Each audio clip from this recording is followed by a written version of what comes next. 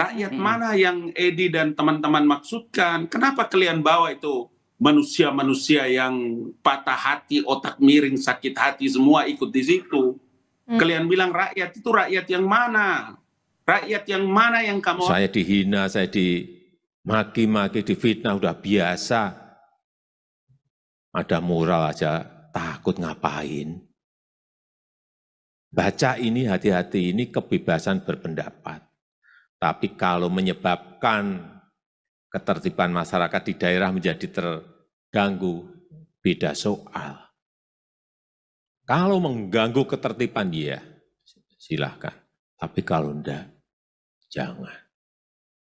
Dari mana Edi? Apa legal standingnya? Mahkamah apa itu? Mahkamah abal-abal kau panggil-panggil orang dengan seenak perutmu. Negara ini memang kamu orang punya negeri sendiri. Ada urusan apa panggil-panggil orang? Mau disidang, mahkamah apa itu Edi? Bismillahirrahmanirrahim. Assalamualaikum warahmatullahi wabarakatuh. Jumpa lagi dengan channel Rumpi Demokrasi. Mari kita ngerumpi sesuai dengan logika kita masing-masing, ya. Berbicara persoalan Mahkamah Rakyat yang digelar kemarin,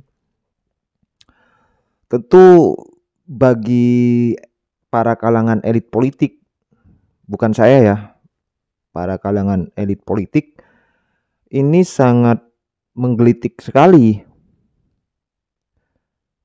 Barusan kita dengar bersama-sama pernyataan Presiden Joko Widodo bahwa beliau sudah sangat sering sekali dihina, dicaci maki, direndahkan, difitnah dan sebagainya.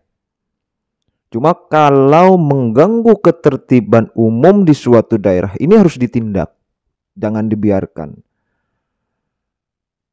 Saya apresiasi penuh terhadap Presiden Joko Widodo dan saya mendukung langkah Bapak Jokowi ini. Nah, kembali lagi kepada nawadosa yang sudah digelar oleh Mahkamah Rakyat kemarin. Ya, logikanya, jadi setiap persoalan sebenarnya tidak gampang untuk Presiden memecahkan. Bayangkan di Indonesia, seluruh penduduk Indonesia ini ada sekitar 281,6 juta jiwa ya. Bukan hanya 2 atau 3 orang yang mau diurus oleh Presiden, tapi 281 juta. Bayangin. Apalagi kasus-kasus yang setiap harinya bukan hanya satu kasus yang masuk ke dalam istana. Laporan ke Presiden bukan hanya 1 atau 2 kasus yang harus dicarikan solusi. Jadi kita mengkritik Presiden, kita mencari solusi kepada Presiden, ya. Ya, kita harus memaklumi juga kalau misalkan Presiden Jokowi tidak merespon. Karena apa? Yang mau dikerjakan oleh Presiden, setiap program-program itu banyak sekali. Bukan hanya ngurus 1 atau 2 orang, bukan hanya ngurus 1 persoalan, 2 persoalan, tapi ini menyangkut 281 juta jiwa. Dengan lebar Republik ini, bayangin dari hulu ke hilir, dari Papua sana ke Aceh sana. Penduduk di Jawa ini termasuk di Jakarta, rata-rata banyak pemimpin sekali di Jakarta sudah nggak bisa mencarikan solusi, banjir, macet masih di mana-mana, begitu. Apalagi ini berbicara persoalan nasional, berbicara persoalan Indonesia, kasus hukum yang ada di Indonesia. Nah, yang dibahas oleh Mahkamah Rakyat ini ada 9 gugatan katanya. Salah satunya adalah gugatan dari 9 gugatan yang disebut dengan nawadosa Jokowi. Salah satunya adalah perampasan ruang hidup dan penyingkiran masyarakat. Terus yang kedua kekerasan, persekusi, kriminalisasi dan diskriminasi. Terus yang ketiga politik, impunitas dan kejahatan kemanusiaan dan sebagainya dan sebagainya. Bisa dilihat sendiri di layar ini. Nah, dari 9 gugatan ini, saya rasa semuanya persoalan semua masalah bukan Pak Jokowi ini mau tinggal diam, tidak. Gak ada seorang pemimpin yang mau melihat rakyatnya ini sengsara, gak ada saya rasa. Pasti ingin rakyatnya itu sejahtera semua. Nah, dari yang digelar oleh Mahkamah Rakyat gugatan Nawadosa ini, respon dari istana langsung sangat memukau sekali dan sangat mewakili saya pribadi dan rakyat-rakyat yang lain yang memang masih mendukung dan tidak ingin Jokowi ini digantikan gitu. Dari yang kemarin diadakan Mahkamah Rakyat, kenapa sih harus diadakan Mahkamah Rakyat ini, musyawarah atau apalah? Kenapa harus diadakan ini? Apa sih tujuannya? Mari kita simak jawaban dari Mas Edi yang katanya jubir dari Mahkamah Rakyat ini. Jadi Mahkamah Rakyat luar biasa ini sesungguhnya telah dipersiapkan sejak kurang lebih 1 tahun ya, untuk mengumpulkan semua kasus-kasus yang terjadi selama 10 tahun rezim Jokowi berkuasa. Gitu. Pemilihan 10 ini dan para penggugat dan kasus-kasus yang diungkapkan kebenarannya melalui Mahkamah Rakyat ini tentu kasus-kasus yang sesungguhnya itu sudah lama terjadi ya. Ada yang bertahun-tahun, puluhan tahun, dan ada yang baru terjadi yang selama 10 tahun pemerintahan Jokowi itu tidak sanggup diselesaikan gitu. Sehingga rakyat ya memilih untuk berkumpul untuk menyelesaikan masalah sendiri dan meminta pertanggungjawaban Presiden Jokowi terkait 10 isu tersebut gitu. Oke. Yang kedua, jadi kasus-kasus ini pernah dilakukan upaya-upaya mekanisme formal secara kenegaraan ya. Sudah pernah menggugat sampai ke Mahkamah Agung dan menang, itu tidak bisa dieksekusi. Misalkan kasus di Kendeng ya sebagai penggugat, ada juga yang menggugat di pengadilan atau yang dikriminalisasi kalah, tapi warga belum mendapatkan keadilan gitu. Sehingga ini Mahkamah Rakyat. Oke, begitu. Mari kita lihat respon dari pihak istana itu sendiri, dari Bang Ali Muhtar Ngabalin, tenaga ahli KSP, langsung dari istana ini. Iya, bagi kami biasa-biasa saja. Ini kan juga satu bentuk ekspresi dari mungkin ya namanya juga mahasiswa ya. Tapi saya sayang sekali kenapa bukan mahasiswa, Bang? Apa ini? Ini ada beberapa elemen masyarakat. Iya, di UI apa di Depok? Nah, diadakannya di UI, tapi yang hadir sebagai hakim disebutnya ada aktivis HAM, ada juga mantan pegawai KPK dan lain sebagainya. Kenapa tidak terlalu confident untuk UI yang melakukan mahkamah itu kemudian memberikan gugatan? Sebetulnya itu yang paling pokok. Ketika melibatkan orang-orang lain yang patah hati, yang kecewa, yang kalah pemilu macam-macam, berarti orang punya penilaian tidak bagus. Karena jangan Anda lupa loh, profil ratingnya Jokowi dari hasil survei terakhir itu mencapai 72% loh. Rakyat mana yang Edi dan teman-teman maksudkan? Kenapa kalian bawa itu manusia-manusia yang patah hati, otak miring, sakit hati semua ikut di situ? Kalian bilang rakyat itu rakyat yang mana? Rakyat yang mana yang kamu orang maksudkan?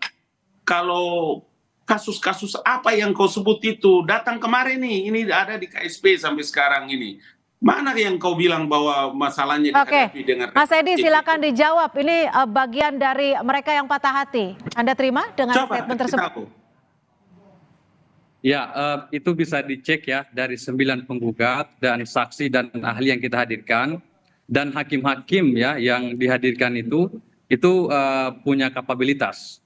Tapi yang paling penting adalah kami sangat Hakim-hakim siapa yang angkat? Sekolah hakim mana? Legal standing apa kamu orang pakai? Mahkamah apa itu? Mahkamah abal-abal, Jadi kami sangat menyayangkan panggilan kepada Presiden Jokowi dan partai-partai, Ketua DPR sudah kami layangkan secara resmi melalui pos. Dan siapa kamu orang mau panggil Presiden, Edi? Kau punya, di mana kau punya jalan pikiran? Sama rakyat.